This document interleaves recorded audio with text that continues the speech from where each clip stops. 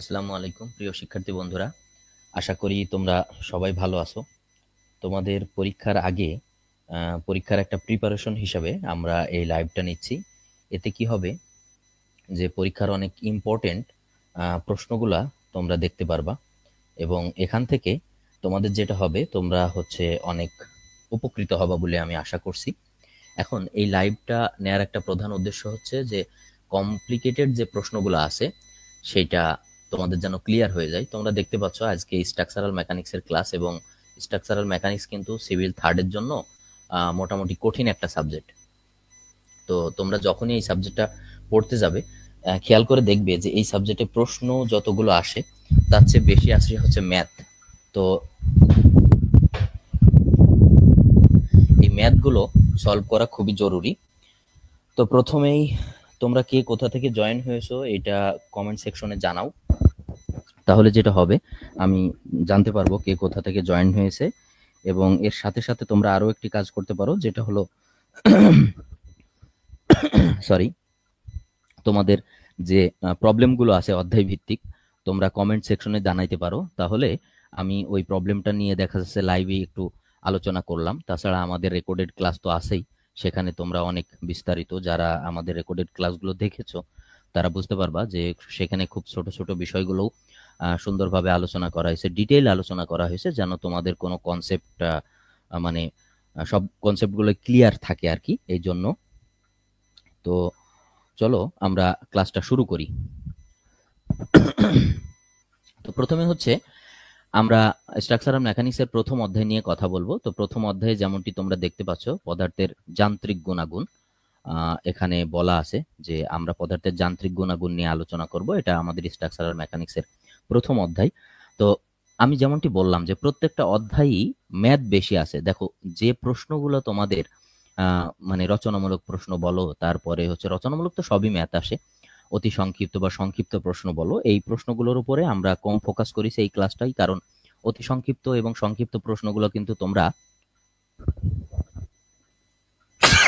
Sorry সংক্ষিপ্ত প্রশ্নগুলো এবং অতি সংক্ষিপ্ত প্রশ্নগুলো তোমরা চাইলে নিজেরা পড়ে নিতে পারো, কিন্তু ম্যাথগুলো তোমাদের সলভের ক্ষেত্রে প্রবলেম বেশি হবে। তাই যে ম্যাথগুলো বেশি ইম্পর্টেন্ট, যেগুলো বেশি আসে, সেই ম্যাথগুলো নিয়ে আমি প্রধানত এখানে আলোচনা করেছি। তো চলো আমরা অধ্যায়ের আলোচনা শুরু করি।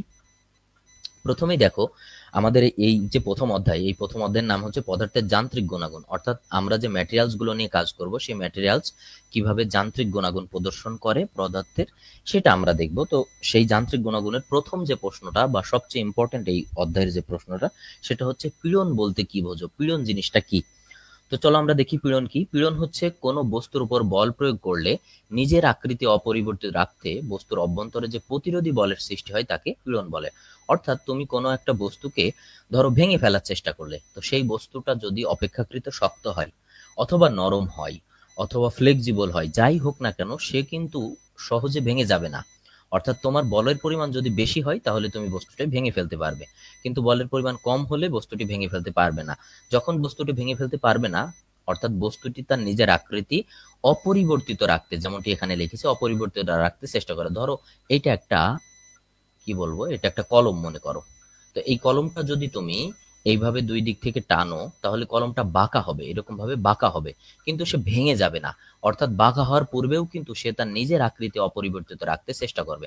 তো এই অপরিবর্তিত রাখতে বস্তুর প্রত্যেক একক ক্ষেত্রফলের উপর, অর্থাৎ এই অংশের উপর, এই অংশের উপর, এই অংশের উপর, এই একক ক্ষেত্রফলের উপর যে প্রতিরোধী বল সৃষ্টি হবে সেটাকে আমরা বলছি পীড়ন।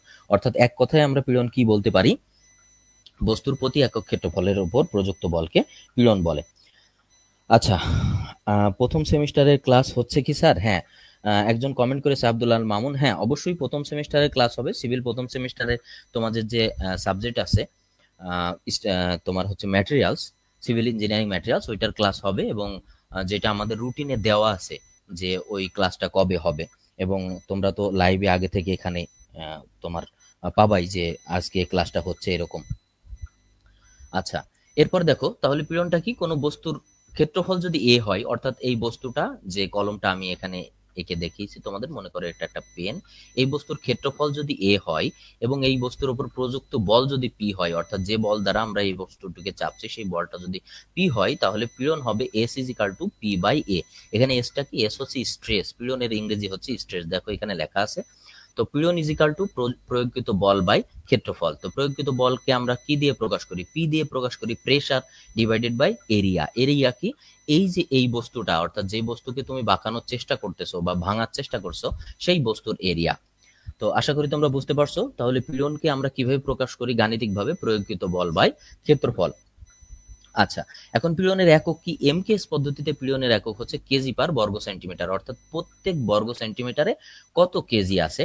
আর এটার এসআই একক হচ্ছে নিউটন পার বর্গ মিলিমিটার। এর নিউটন পার বর্গ মিলিমিটারের আরেকটা নাম কিন্তু এমপিএ। এমপিএ মানে হচ্ছে mega Pascal, mega CL Pascal, mega Pascal. বুঝতে পারছো? আচ্ছা, এখন চলো আমরা 1 এমপিএ সমান 1 নিউটন পার বর্গ মিলিমিটার, দেখো এখানে অর দিয়ে লেখাই আছে, তারপর আমরা লিখে দিয়েছি 1 এমপিএ সমান 1 নিউটন পার বর্গ মিলিমিটার। আচ্ছা, এখন দেখো শিয়ার পীড়ন এবং শিয়ার বিকৃতি কাকে বলে, আমাদের পরবর্তী প্রশ্ন, শিয়ার পীড়ন এবং শিয়ার বিকৃতি কাকে বলে। আচ্ছা, পীড়ন তো আমরা বুঝতে পারছি যে বস্তুর উপর বল প্রয়োগ করলে বস্তু একক ক্ষেত্রফলের উপর তার যে প্রতিরোধী বলের সৃষ্টি হবে সেটাকে পীড়ন বলে। তাহলে শিয়ার পীড়ন কি, শিয়ার পীড়ন হচ্ছে বস্তুর উপর দুইটি সমান এবং বিপরীতমুখী বল স্পর্শক অবস্থায় ক্রিয়া করে। অর্থাৎ মনে করো যে এটা একটা বস্তু, এই বস্তুর উপর দুইটি সমান এবং বিপরীতমুখী বল, অর্থাৎ একটা বল যদি এইদিকে হয় আর একটা বল হবে এইদিকে, সমান বল এবং বিপরীতমুখী বল, বস্তুর একক ক্ষেত্রফলের উপর যে প্রতিরোধী বলের সৃষ্টি করে তাকে বলা হচ্ছে শিয়ার পীড়ন। তোমরা চিত্রটা দেখলে আর একটু ক্লিয়ার হয়ে যাবা। আচ্ছা, জাহিদুল ইসলাম কমেন্ট করেছে সিপিআই। আচ্ছা, সিপিআই বোধহয় সেন্ট্রাল পলিটেকনিক ইনস্টিটিউট, আমি যদি ভুল না করি। আচ্ছা, এখন দেখো এখানে আমরা শেয়ার পীড়নের চিত্র দেখতে পাচ্ছি। তো শেয়ার পীড়নে কি বলা ছিল, শেয়ার পীড়নে বলা ছিল দুইটি সমান বল এবং বিপরীতমুখী। দেখো এখানে একটা বল দেওয়া আছে পি এবং এখানেও একটা বল দেওয়া আছে পি। একটা বলের দিক কোন দিকে, ডান দিকে, আর একটা বলের দিক হচ্ছে বাম দিকে। দুইটি সমান এবং বিপরীতমুখী বল, তাহলে দুইটি এবং সমান এবং বিপরীতমুখী বল দ্বারা এটাকে কি করা হচ্ছে, এই বস্তু দুইটাকে টানা হচ্ছে। ঠিক একইভাবে এখানে সিঙ্গেল শেয়ার হয়েছে আর এখানে ডাবল শেয়ার হয়েছে, অর্থাৎ দুইটা বল দ্বারা, দেখো এদিকে দুইটা বল দ্বারা টানা হয়েছে, এই জন্য আমরা এটাকে বলছি হচ্ছে ডাবল শেয়ার। আচ্ছা, এখন দেখো লোড প্রয়োগের ফলে, শেয়ারের ফলে বস্তুটা যে আকৃতি পরিবর্তন হয় তা কিন্তু তোমরা এই চিত্রে বুঝতে পারছো। অর্থাৎ দেখো এই বস্তুটা এই যে মাঝ বরাবর, এই যে লম্বা দাগের মাঝ বরাবর, এই দাগের মাঝ বরাবর থেকে বস্তুটা কিন্তু একদিক থেকে দেখতে গেলে মনে হচ্ছে বস্তুটা ছিঁড়ে যাচ্ছে। তো কোনো বস্তুর উপর যখন শেয়ার পীড়ন বেশি অনুভূত হয় তখন এই বস্তুটা ঠিক এইরকম একটা আকার ধারণ করে। আচ্ছা, তাহলে শেয়ার পীড়ন গাণিতিকভাবে আমরা কিভাবে প্রকাশ করব, শেয়ার পীড়ন ইজ ইকাল টু শেয়ার বল বাই ক্ষেত্রফল। এখন শেয়ার বল বাই কি, আমরা জানি শেয়ারকে স্ট্রেসকে প্রকাশ করে এস দিয়ে, শেয়ার হচ্ছে এই যে এস, তাহলে এস এস অর্থাৎ shear stress divided by P by A. দেখো একটা জিনিস সবসময় মনে রাখবা, পীড়ন পৃথিবীর যেখানেই থাকবে সেখানেই হচ্ছে পি বাই এ, অর্থাৎ প্রয়োগকৃত বল বাই ক্ষেত্রফল। এখন সেটা যদি শেয়ার পীড়ন হয় তাহলে এস এস। এখন চলো আমরা বিকৃতি বলতে কি বোঝো। আচ্ছা, এখানে shear stress S S is equal to shear পীড়ন, P is equal to shear বল, এ হচ্ছে রিবেটের ক্ষেত্রফল, অর্থাৎ যে রিবেট এখানে দেওয়া আছে সেই রিবেটের ক্ষেত্রফল বা আমরা বস্তুর ক্ষেত্রফলও বলতে পারি। এখন দেখো বিকৃতি, তো বিকৃতির যে নাম বিকৃতি আমরা কি বলতে পারি, আমরা বলতে পারি আকৃতির পরিবর্তনটা হচ্ছে বিকৃতি। তো আকৃতির পরিবর্তন কখন হয়, কিভাবে হয়, দেখো বল প্রয়োগের ফলে বস্তুর আকৃতির পরিবর্তন হওয়াকে বলে বিকৃতি। এখন একটা বস্তু মনে করো এরকম একটা শেপে আছে, এখন এই বস্তুটা তুমি বল প্রয়োগ করেছো, বল প্রয়োগ করার ফলে বস্তুটা এরকম একটা শেপে চলে গেছে, অর্থাৎ বল প্রয়োগ করার ফলে বস্তুটা এরকম একটা শেপে চলে গেছে। তার মানে কি বস্তুটার আকৃতির পরিবর্তন হয়েছে, শেপের পরিবর্তন হয়েছে, এটাকে আমরা বলছি হচ্ছে বিকৃতি। বস্তুর উপরে বল প্রয়োগের পূর্বে এবং পরে মাপের পার্থক্যকে মোট বিকৃতি বা ডিফরমেশন বলে। দেখো এখানে বস্তুটা প্রথম কি অবস্থায় ছিল, এই অবস্থায় ছিল, এখন তার উপর প্রেসার ক্রিয়েট করার পরে বস্তুটা কোন অবস্থায় আছে, বস্তুটা এই অবস্থায় আছে। তো এই অবস্থায় গিয়ে বস্তুটার আকৃতির যে পরিবর্তন হয়েছে, এই টোটাল আকৃতির পরিবর্তনটাকে আমরা বলছি হচ্ছে মোট বিকৃতি বা ডিফরমেশন, এবং এটাকে কি দিয়ে প্রকাশ করা হয়, এটাকে ডেল দ্বারা প্রকাশ করা হয়। তাহলে বিকৃতি কি, মোট বিকৃতি এবং আদি মাপের অনুপাতের বিকৃতিকে অনুপাতকে বিকৃতি বলে এবং একে ডেল্টা দ্বারা প্রকাশ করা হয়। এখন দেখো বিকৃতি তাহলে আদি এবং পরিবর্তিত মাপের পার্থক্য, অর্থাৎ বস্তুটার প্রাথমিক যত মাপ ছিল সেই মাপ এবং বস্তুটা সেই মাপ পরিবর্তিত হওয়ার ফলে যে মাপ হয়েছে তাদের পার্থক্য, অর্থাৎ বিয়োগফল ডিভাইডেড বাই আদি মাপ। এখন দেখো, ভালো করে খেয়াল করো, এখানে একটা বস্তু দেওয়া আছে, তো এই বস্তুটার প্রাথমিক দৈর্ঘ্য হচ্ছে এইটা। তো বস্তুটাকে টানা হচ্ছে, টানা হওয়ার ফলে বস্তুর দেখো এই পরিমাণ দৈর্ঘ্য বৃদ্ধি হচ্ছে, এবং দৈর্ঘ্যটাকে কি দিয়েছি, বৃদ্ধি পরিমাণ দৈর্ঘ্যকে ডিএলএল। দেখো স্ট্রেইন, স্ট্রেইন মানে হচ্ছে বিকৃতি, তাহলে ইলংগেশন, ইলংগেশন কি, যে অংশটুকু বিকৃতি হচ্ছে, ডিফরমেশন যে অংশটির হচ্ছে, ডিভাইড বাই অরিজিনাল লেন্থ। তো এই অরিজিনাল লেন্থ কোন পর্যন্ত, দেখো এই পর্যন্ত আছে। অরিজিনাল লেন্থ কত ছিল আমাদের, এল নট। যেমন এখানে আছে আদি এবং পরিবর্তিত মাপের পার্থক্য ডেল এল ডিভাইডেড বাই আদি মাপ। দেখো আদি মাপ এখানে এল নট দেওয়া আছে। এখন ভালো করে তুমি যদি এই নিচের এই চিত্রটা খেয়াল করো, দেখো এই চিত্রটাই, এই বস্তুটাকে দুইটা বল দ্বারা টানা হচ্ছে, এবং টানার ফলে বস্তুটা কি করছে, তার আকৃতি পরিবর্তন করছে, অর্থাৎ আকার পরিবর্তন করছে। আকার পরিবর্তন করে দেখো এটা অরিজিনাল আকার। এখন দেখো আস্তে আস্তে আস্তে আস্তে বস্তুটার কি হচ্ছে, ডিফরমেশন হচ্ছে, তার আকৃতি পরিবর্তন হচ্ছে। তো এটাকেই বলা হচ্ছে বিকৃতি। তো আশা করি তোমরা বিকৃতিটা ক্লিয়ার ভাবে বুঝতে পারছো। আচ্ছা, এখন চলো বিকৃতিকে আরেকভাবে বলা যায়, অর্থাৎ গাণিতিকভাবে এই যে বিকৃতিকে, যেমনটি আমরা এখানে দেখলাম ডেল্টা দ্বারা প্রকাশ করা হয়, delta is equal to del by L. এখানে ডেল্টা হচ্ছে একক দৈর্ঘ্যে পরিবর্তনের হার, ডেল হচ্ছে মোট বিকৃতি, এবং এল হচ্ছে ওই বস্তুর, অর্থাৎ যে বস্তুটার উপর বল প্রয়োগ করেছি, ফোর্স প্রয়োগ করেছি, সেই বস্তুর আদি মাপ। আচ্ছা, এখন দেখো এই অধ্যায়ের সবচেয়ে ইম্পর্টেন্ট প্রশ্ন বলা যায়, এবং বোর্ড পরীক্ষায় অন্তত চোখ বন্ধ করে বলে দেওয়া যায় যে প্রশ্নের প্যাটার্ন যদি ঠিক থাকে বা উল্টাপাল্টা না হয়, তাহলে এই প্রশ্নটা আসবেই। এটাকে তোমরা 3 স্টার দিয়ে রাখতে পারো, প্রশ্নটা ভেরি ভেরি ভেরি ইম্পর্টেন্ট। ঠিক আছে। আচ্ছা, তো এটা কি বলছে, মাইল্ড স্টিলের পীড়ন বিকৃতির ডায়াগ্রাম। তো চলো আমরা মাইল্ড স্টিলের পীড়ন বিকৃতির ডায়াগ্রামটা দেখি। তো প্রথমেই আমাকে বুঝতে হবে এটা মাইল্ড স্টিলের, মাইল্ড স্টিল কি, এমএস, অর্থাৎ আমরা কাজের ক্ষেত্রে যে রড ব্যবহার করি না, সেই রডের পীড়ন বিকৃতির ডায়াগ্রাম আমরা এখন দেখব। এখন ডান দিকে এটা হচ্ছে জিরো, জিরো বিন্দু থেকে, মূল বিন্দু থেকে ডান দিকে গেলে আমার সেটা দিয়ে আমরা কি প্রকাশ করব, স্ট্রেইন, বিকৃতি, এবং উপরের দিকে গেলে কি প্রকাশ করব, স্ট্রেস। আচ্ছা, এখন উপরে যখন আমরা যাব তখন আমরা বুঝবো যে এখান থেকে আমার স্ট্রেস বাড়ছে। তো ভালো করে খেয়াল করো, আমার মূল বিন্দু থেকে স্ট্রেস বাড়তে বাড়তে আমি স্ট্রেস দিচ্ছি, অর্থাৎ রডটাকে টানছি, সে পিএল পর্যন্ত পৌঁছিয়েছে।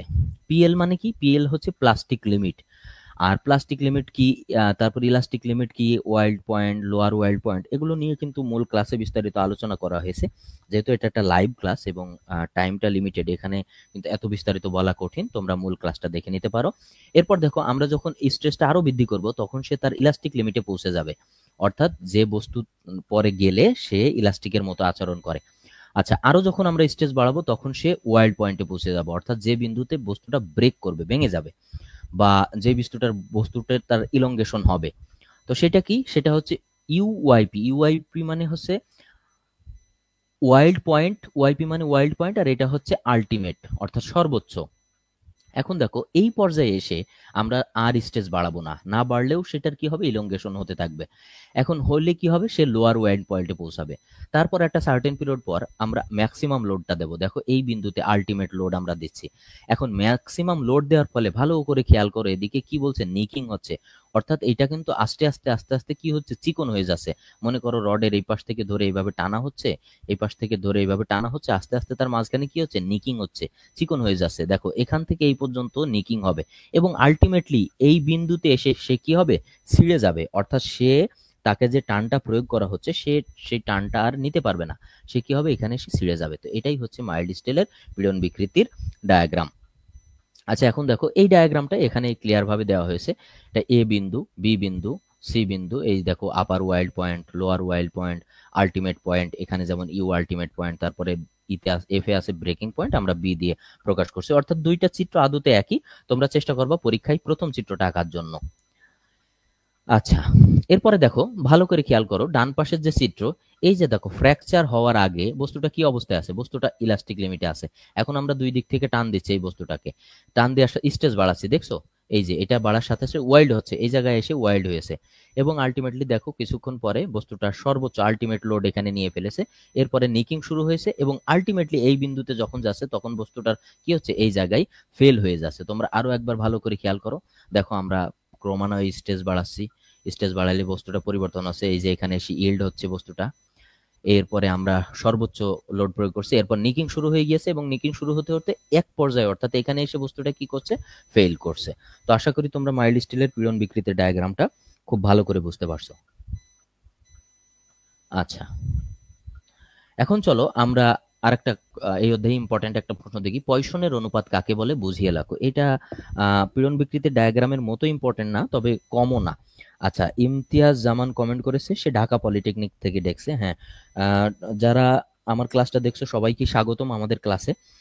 ক্লাসের ভিতরে পড়াইতে পড়াইতে যদি কোনো সমস্যা হয় বা তুমি ওই জিনিসটা আবার বুঝতে চাও, তাহলে অবশ্যই কমেন্ট করে জানাবা, তাহলে আমি তোমাকে ওই জিনিসটা বুঝিয়ে দেব। আচ্ছা, চলো আমরা দেখি পয়সনের অনুপাত কাকে বলে। কোনো পদার্থের উপর বল প্রয়োগ করলে এর দৈর্ঘ্য বিকৃতির সাথে সাথে পার্শ্ব বিকৃতি ঘটে, এটা কিন্তু আমরা জানি। আমরা চিত্র দেখলে আরো ক্লিয়ার হয়ে যাব। দেখো, এই পদার্থের উপরে যখন বল প্রয়োগ করা হচ্ছে, বস্তুটাকে টানা হচ্ছে, তখন বস্তুটা কি হচ্ছে, লম্বা হয়ে যাচ্ছে। আবার যখন বস্তুটাকে চাপা হচ্ছে, বস্তুটা মোটা হয়ে যাচ্ছে। অর্থাৎ বস্তুর উপর বল প্রয়োগ করার ফলে বস্তুর দৈর্ঘ্য বিকৃতি, অর্থাৎ এই লম্বা বিকৃতির সাথে সাথে আমাদের এই যে পার্শ্ব বিকৃতিও হচ্ছে, অর্থাৎ উপরে বাড়ার সাথে সাথে বস্তুটা পাশেও বাড়ছে, অর্থাৎ চাপ দিলে মোটা হচ্ছে, আবার টান দিলে চিকন হচ্ছে। তো এটাকেই বলে হচ্ছে তোমার পয়সনের অনুপাত। এই যে ভালো করে খেয়াল করো, যখন আমি বস্তুটিকে এই যে উপর থেকে চাপ চাপ দিচ্ছি, উপর থেকে এইভাবে চাপ দিচ্ছি, তখন বস্তুটা কি হচ্ছে, তখন বস্তুটা তার মূল শেপ থেকে মোটা হয়ে যাচ্ছে, এই শেপে ফিরে যাচ্ছে। আবার যখন বস্তুটাকে দুই দিক থেকে আমরা টান দিচ্ছি, তখন সে বস্তুটা কি হচ্ছে, চিকন হচ্ছে এবং লম্বা হয়ে যাচ্ছে। বুঝছো? তো এটাকেই বলে, ওই অনুপাতটাকেই বলে হচ্ছে পয়সনের অনুপাত। তো পয়সনের অনুপাত হচ্ছে স্থিতিস্থাপক সীমার মধ্যে কোনো বস্তুর পার্শ্ব বিকৃতি এবং দৈর্ঘ্য বিকৃতির অনুপাত হচ্ছে পয়সন রেশিও। এটাকে মিউ দ্বারা প্রকাশ করা হয়। পার্শ্ব বিকৃতি, এখন পার্শ্ব বিকৃতি কি, অর্থাৎ মনে করো যে এটা একটা বস্তু, এই বস্তুটাকে আমরা টান দিলাম, তো টান দেওয়ার ফলে কি হলো, বস্তুটা এরকম পরিমাণ হচ্ছে বড় হলো, এরকম পরিমাণ বড় হলো, কিন্তু বস্তুটা কি হয়ে গেল, চিকন হয়ে গেল। তাহলে পার্শ্ব একটা বিকৃতি হচ্ছে না, এই যে এই অংশটুকু তো আর থাকছে না, শুধুমাত্র আমার হাতে রাখা এই সলিড অংশটুকু থাকছে। তো এই সলিড অংশটুকু যে থাকছে সেটাকে আমরা বলছি পার্শ্ব বিকৃতি, এবং বস্তুটা দৈর্ঘ্য বরাবর যে পরিমাণ বিকৃত আছে সেটাকে বলছে দৈর্ঘ্য বিকৃতি। এটা একটা কি সংখ্যা, ধ্রুব সংখ্যা, অর্থাৎ কনস্ট্যান্ট। আচ্ছা, আরেকজন কমেন্ট করেছে মোহাম্মদ সাদ bin Arif, Islami Bank Institute of Technology Chattogram থেকে। আচ্ছা, তোমাকে স্বাগতম সাদ। ক্লাসটা দেখো, কোনো কিছু না বুঝতে পারলে অবশ্যই কমেন্ট করবা। আচ্ছা, এখন দেখো বিভিন্ন পদার্থের পয়সনের অনুপাত। দেখো এইগুলো কিন্তু তোমাদের বিশেষ করে চাকরির পরীক্ষায় এই প্রশ্নগুলো আমি অনেকবার আসতে দেখেছি, যে বিভিন্ন পদার্থের পয়সনের অনুপাত কত, এবং তোমাদের অতি সংক্ষিপ্ত প্রশ্ন হিসাবে আসে, ধরো বলে দিল যে স্টিলের পয়সনের অনুপাত কত। তো এখানে যে চারটা বা পাঁচটা যাই হোক উল্লেখ করা আছে, এগুলো তোমরা একটু মুখস্থ করে ফেলবা। অর্থাৎ স্টিলের পয়সনের অনুপাত 0.25 থেকে 0.33, তামার হচ্ছে 0.23 থেকে 0.27, কংক্রিটের 0.08 থেকে 0.18, এবং রাবারের 0.45 থেকে 0.50। আচ্ছা, এরপর চলো আমরা কিছু ম্যাথ দেখি। তো একটা ম্যাথ বলছে, খাড়াভাবে ঝুলানো 4 সেন্টিমিটার ব্যাস বিশিষ্ট ইস্পাত দণ্ডে 1500 কেজি ওজন বহন করলে এতে টান পীড়নের মান কত হবে। আচ্ছা, তো আমাদের অঙ্ক করতে গেলে আমি তোমাদের একটা কথা বারবারই আমার মূল ক্লাস নেওয়ার সময়ও কিন্তু এই কথাটা বলি, যে সব সময় খেয়াল রাখতে হবে আমার অঙ্কে কি তথ্য দেওয়া আছে। সর্বপ্রথম কাজ হচ্ছে আমার কি বের করা, দেওয়া কি আছে বের করা। এরপর আমাকে বুঝতে হবে যে কি বের করতে হবে। এই দুইটা তথ্য যদি তোমার অঙ্ক থেকে তুমি আইডেন্টিফাই করতে পারো, তাহলে দেখবা তোমার অর্ধেক প্রবলেম সলভ হয়ে গেছে। তো এখানে আমাদের দেখতে হবে কি দেওয়া আছে। আমাদের দেওয়া আছে খাড়াভাবে ঝুলানো 4 সেন্টিমিটার ব্যাস বিশিষ্ট, তার মানে কোনো একটা ইস্পাত দণ্ড ঝোলানো আছে যার ব্যাস D is equal two 4 centimetre. ইস্পাত দণ্ডে লোড কত আছে, 1500 কেজি, তাহলে পি ইজ ইকাল টু কত কেজি, 1500 কেজি। আচ্ছা, এই দুটো দেওয়া আছে, আমাদের কি বের করতে হবে, টান পীড়নের মান, তাহলে S T is equal to কত, হট, আমাদের এটা বের করতে হবে। এখন দেখো একটা দণ্ড আমরা এঁকেছি, যে দণ্ডটার ব্যাস আছে 4 সেন্টিমিটার এবং এই দণ্ডটার উপর লোড ঝুলানো আছে হচ্ছে 1500 কেজি। এখন দেখো আমরা স্ট্রেস সমান সমান কি জানি, স্ট্রেসের সংজ্ঞা কি জানি, S T is equal to P by A. এখন পি লোড আমার আছে, এ কি আমার আছে, এটা কি ক্ষেত্রফল। তো যার ব্যাস দেওয়া আছে তার ক্ষেত্রফল বের করতে গেলে আমার কি করতে হবে বলো তো, পাই বাই 4 ডি স্কোয়ার, এই সূত্র অ্যাপ্লাই করতে হবে। তাহলে পাই বাই 4 ইন্টু ডি এর মান কত, 4। তাহলে এটা করলেই কিন্তু আমার এ এর মান বেরিয়ে গেল কত, 12.57 বর্গ সেন্টিমিটার। এখন দেখো আমরা জানি পীড়নের সূত্র কি, S T is equal to P by A, যেটা আমি এখানে লিখেছিলাম। তো পি আমার কত দেওয়া আছে 1500, এ কত দেওয়া আছে 12.57, তাহলে দুই মিলিয়ে কত হয় 119.33 কেজি পার বর্গ সেন্টিমিটার। অঙ্ক হয়ে গেল। তোমরা আসলে কি হয় যে বেশিরভাগ স্টুডেন্ট বোর্ডের খাতা দেখতে গেলেও দেখে যে অঙ্কে তারা ভুল করে, তারা বুঝেই না যে অঙ্কে আসলে কি চেয়েছে। তো তো দুইটা জিনিস যদি তুমি ভালো করে বুঝতে পারো তাহলে অঙ্ক তোমার জন্য অনেক সহজ হয়ে যাবে। একটা হচ্ছে যে অঙ্কে কি চেয়েছে আর আমার কি বের করতে হবে, কি দেওয়া আছে এবং কি বের করতে হবে, এইটা বুঝলে কিন্তু অঙ্ক মোটামুটি বেশ সহজ। আচ্ছা, এখন চলো আমরা আরো একটা অঙ্ক দেখি। বলছে 6 মিটার দীর্ঘ এবং 4 সেন্টিমিটার ব্যাসের একটি নমনীয় ইস্পাতের বারে 8 টন টানা বল প্রয়োগ করায় 0.2 সেন্টিমিটার বৃদ্ধি পেয়েছে। অর্থাৎ টানা বল প্রয়োগের ফলে সেটা বৃদ্ধি পেয়েছে, এমন অবস্থায় টান পীড়ন বের করতে হবে এবং স্থিতিস্থাপক গুণাঙ্ক অর্থাৎ ই এর মান আমাদের বের করতে হবে। তাহলে যেমনটি আমি বললাম যে প্রথমে আমরা কি কি দেওয়া আছে আইডেন্টিফাই করে নেব। তো চলো আমাদের কি দেওয়া আছে দেখি। দেওয়া আছে আমাদের ইস্পাত বারের দৈর্ঘ্য এল ইজ ইকাল টু কত, 6 মিটার। তো আমরা জানি পীড়নের একক কি, কেজি পার বর্গ সেন্টিমিটার অথবা নিউটন পার বর্গ মিলিমিটার। তার মানে আমাদের যদি কেজি এককে থাকে লোডগুলো, দেখো 8 টন, তো টন থেকে কেজি বানানো যায়। কেজি এককে থাকলে আমাদের এই স্কেলটা কিসে নিতে হবে, সেন্টিমিটারে। তাহলে মিটার থেকে আমরা নিলাম সেন্টিমিটারে। আচ্ছা, এবার লোড আমার দেওয়া আছে 8 টন। তো আমরা 1 টন সমান কত জানি, 1000 কেজি। তাহলে 8 টন সমান সমান হচ্ছে 8000 কেজি। আচ্ছা, এরপরে বারের ব্যাস D is equal two 4 centimetre, দৈর্ঘ্য বিকৃতি ডেল ইজ ইকাল টু 0.20। দেখো এখানে দেওয়া আছে দৈর্ঘ্য বিকৃতি 0.20। এখন আমাদের ব্যাস যদি দেওয়া থাকে তাহলে আমার ক্ষেত্রফল বের করার সূত্র কি, A is equal to pi by 4 D square. তাহলে A is equal to pi by 4 D square যদি হয় তাহলে পাই বাই 4 ইন্টু 4 স্কোয়ার, তাহলে কত হলো 12.57 বর্গ সেন্টিমিটার। ওকে, এখন দেখো আমাদের যেই অঙ্কটা দেওয়া আছে তার আলোকে আমি এই চিত্রটা আঁকছি। তোমাদের যদি পরীক্ষার হলে চিত্র দেওয়া থাকে দ্যাটস ভেরি গুড। যদি চিত্র না দেওয়া থাকে তুমি চাইলে চিত্র আঁকতে পারো। তুমি যদি কোনো কারণে কনফিউশন হয় যে আমি চিত্র আঁকতে গেলে হয়তো পারবো না, দরকার নাই, তুমি নিয়ম নিয়ম করে অর্থাৎ যে নিয়ম আছে যে রুলস আছে সেটা ফলো করে ম্যাথটা করে দিবা, তাহলে হয়ে যাবে। আচ্ছা, ওকে। তো দেখো এখানে 8 টন লোড দেওয়া আছে এবং 8 টন লোড দেওয়ার ফলে বস্তুটা এখান থেকে বেড়ে এই পরিমাণ ডেল পরিমাণ বেড়েছে এবং সেটা কত 0.20। তাহলে চলো আমরা আমাদের যেগুলো বের করতে হবে সেগুলো বের করে ফেলি। তো আমরা জানি আমাদের বের করতে হবে টান পীড়ন। তো আমরা টান পীড়ন কি জানি, S T is equal to P by A. তো পি কত দেওয়া আছে 8000 ডিভাইডেড বাই 12.57, আমাদের বের হয়ে গেছে পীড়নের রেজাল্ট। এখন স্থিতিস্থাপক গুণাঙ্ক। তো স্থিতিস্থাপক গুণাঙ্ক ই কি বলতো, আমরা এর সূত্র জানি del is equal to P L by A E. এখন এটা আমাদের মূল সূত্র। তো এখান থেকে যদি আমি ই বের করতে যাই তাহলে আড়াআড়ি গুণ করলে কি দাঁড়াবে, P L by A del দাঁড়াবে না, এ ডেল দাঁড়াবে। এখন আমরা মান বসিয়ে দেবো। পি এর মান হচ্ছে 8000 কেজি, এল এর মান 600, এর মান 12.57 এবং এল এর মান অর্থাৎ বৃদ্ধির পরিমাণ 0.20। এখন দেখো আমাদের ই এর মান চলে এসেছে 1.9 ইন্টু 10⁶। আর ই এর মানের এর যে একক অর্থাৎ মডুলাস অফ ইলাস্টিসিটি বা স্থিতিস্থাপক গুণাঙ্ক যে একক সেটা কত বলতো, কেজি পার বর্গ সেন্টিমিটার। একক এইভাবে বের করতে পারো, আবার এখান থেকে ভেঙেও বের করা যায়। যেমন আমি তোমাকে বলি এটার একক কি, কেজি, ইন্টু এটার একক কি, সেন্টিমিটার। ওকে, ডিভাইডেড এটার একক কি, বর্গ সেন্টিমিটার, বর্গ সেন্টিমিটার। এটার একক কি বলতো, এই যে নিচেটার একক সেন্টিমিটার। তাহলে উপরে সেন্টিমিটার নিচে সেন্টিমিটার কেটে গেল, কি থাকলো, কেজি ডিভাইডেড বাই বর্গ সেন্টিমিটার। এই দেখো কেজি ডিভাইডেড বাই বর্গ সেন্টিমিটার। তো তোমার যদি কখনো একক নিয়ে কনফিউশন হয় তাহলে তুমি কিন্তু এককটা এভাবে বের করতে পারবা। তো আশা করি তোমরা এই অধ্যায়টা বুঝতে পারছো। চলো আমরা দ্বিতীয় অধ্যায়ে যাই। তো আমাদের দ্বিতীয় অধ্যায়ের নাম কি, দ্বিতীয় অধ্যায়ের নাম হচ্ছে কাজ, ক্ষমতা এবং শক্তি, ওয়ার্ক পাওয়ার অ্যান্ড এনার্জি। যাদের এসএসসিতে সায়েন্স ছিল তারা খুব ভালো করে জানো যে এটা কিন্তু খুব চমৎকার একটা মানে অধ্যায়। এটা তোমাদের ফিজিক্সে ছিল। ফিজিক্সের হচ্ছে কত নম্বর অধ্যায় যেন ছিল আমি ঠিক মনে করতে পারছি না। তো এই অধ্যায় কিন্তু 9-10 ছিল, কাজ, ক্ষমতা, শক্তি, এমনকি ইন্টারমিডিয়েটেও এটা আছে। তো চলো আমরা কাজ, ক্ষমতা, শক্তি নিয়ে আলোচনা করি। প্রথমে হচ্ছে কাজ। কাজ কাকে বলে? এখন ফিজিক্সের ভাষায় আমাদেরকে বা স্ট্রাকচারাল মেকানিক্সের ভাষায় আমাদেরকে কাজ বলতে হবে। ধরো তোমাকে আমি একটা কাজ দিলাম যে একটা ইটের দেওয়াল তুমি ধাক্কা দিয়ে ভাঙো। তুমি সারাদিন ধাক্কা দিলে কিন্তু ভাঙতে পারলে না, তাহলে ফিজিক্সের ভাষায় তুমি সারাদিন যেটা করেছো সেটা একটা অকাজ, মানে তোমার কোনো কাজ হয় নাই। তাহলে কাজটা কি? কাজ হচ্ছে বল প্রয়োগে বস্তুর সরণ ঘটলে অর্থাৎ বস্তু স্থান পরিবর্তন করলে তাকে কাজ বলে।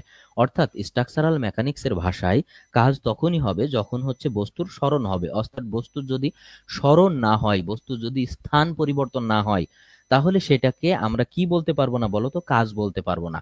আচ্ছা, এখন দেখো এই যে এই বস্তুটার উপর এফ বল প্রয়োগ করা হচ্ছে এবং এফ বল প্রয়োগ করে ভি ভেলোসিটিতে অর্থাৎ ভি গতিবেগে বস্তুটা এস সরণ হয়েছে, অর্থাৎ এখান থেকে স্থান পরিবর্তন করে বস্তুটা এই বিন্দুতে এসেছে। তাহলে আমাদের শর্ত কি, এই যে সরণ ঘটলে অর্থাৎ স্মরণ না ঘটলে তো কাজ হবে না, তাহলে স্মরণ এখানে ঘটেছে, আমরা বুঝতেই পারছি এখানে কাজ হয়েছে। তাহলে কাজের সংজ্ঞা কি, যে কোনো বস্তুর উপর যদি আমরা লোড প্রয়োগ করি, লোড প্রয়োগ করার ফলে বস্তুটার যদি স্মরণ হয়, তখন আমরা সেটাকে বলতে পারবো যে বস্তুটার কাজ হয়েছে।